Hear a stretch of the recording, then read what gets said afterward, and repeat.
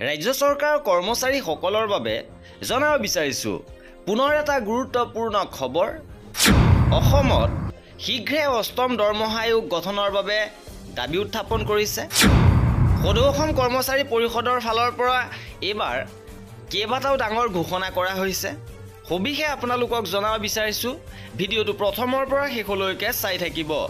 অসমত শীঘ্ৰে অষ্টম দৰমহা আয়োগ গঠন কৰি অহা ২৬ চনৰ ১ জানুৱাৰীৰ পৰা উক্ত আয়োগৰ পৰামৰ্শাৱলী কাৰ্যকৰী কৰিবলৈ ৰাজ্য চৰকাৰলৈ মুকলি আহ্বান জনাইছে সদৌ অসম কৰ্মচাৰী পৰিষদে।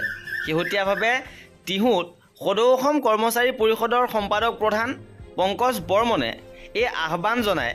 লগতে কয় যে ৰাজ্য চৰকাৰৰ বিষয়া শিক্ষক কৰ্মচাৰীসকলৰ বাবে অষ্টম দৰমহা আয়োগ গঠন কৰি আয়োগৰ পৰামৰ্শাৱলী অহা ২৬ চনৰ ১ জানুৱাৰীৰ পৰা কাৰ্যকৰী হোৱাকৈ বৰ্ধিত হাৰত দৰমহা আদায়ৰ ব্যৱস্থা কৰিব লাগে।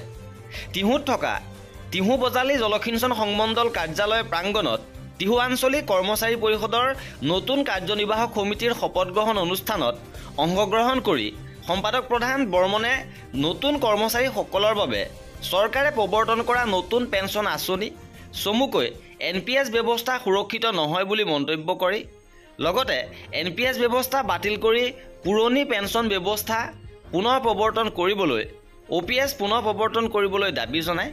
লগতে ভাষণ প্ৰসংগত শিক্ষকৰ আৰ্জিত ছুটি বৃদ্ধি কৰা, ৰাজ্য চৰকাৰৰ বিভিন্ন বিভাগৰ কৰ্মচাৰী পদোন্নতিৰ বাবে সেৱাবিধি সংশোধন কৰা, শিক্ষকৰ বিভিন্ন সমস্যা সমাধান আদি শিক্ষক কৰ্মচাৰীৰ বিভিন্ন সমস্যা সন্দৰ্ভত সদৌ অসম কৰ্মচাৰী পৰিষদ সচেতন বুলি উনুকিয়াই দি অসম চৰকাৰী শিক্ষক কৰ্মচাৰীসকলক ঐক্যবদ্ধ হ'বলৈ আহ্বান জনায়।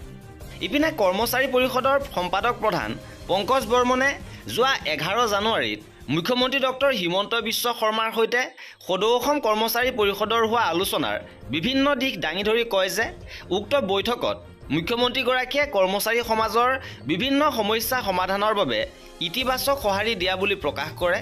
লগতে শিক্ষক কৰ্মচাৰীৰ স্বাস্থ্য বীমা আঁচনিৰ অধীনত ১০০% ব্যয় বহন কৰাৰ লগতে স্বাস্থ্য বীমাৰ নীতি নিয়ম উজু কৰিবলৈ ৰাজ্য চৰকাৰলৈ মুকলি আহ্বান জনায়। লগতে উল্লেখযোগ্য যে সদৌ অসম কৰ্মচাৰী পৰিষদৰ দাবীসমূহৰ প্ৰতি ইতিমধ্যে চৰকাৰৰ ফালৰ পৰা সঁহাৰি জনাইছে আৰু অতি শীঘ্ৰে কৰ্মচাৰী পৰিষদৰ দাবীসমূহ এটাৰ পিছত আনটো পূৰণ হ'ব। আৰু এয়া আছিলে আজিৰ ভিডিঅ'টোত কৰ্মচাৰী আৰু পেঞ্চনাৰৰ সকলো খবৰ পাই থাকিবৰ বাবে আমাৰ চেনেলটো ছাবস্ক্ৰাইব কৰি ৰাখিব। ভিডিঅ'টো শেষলৈকে চোৱাৰ বাবে বহুত ধন্যবাদ।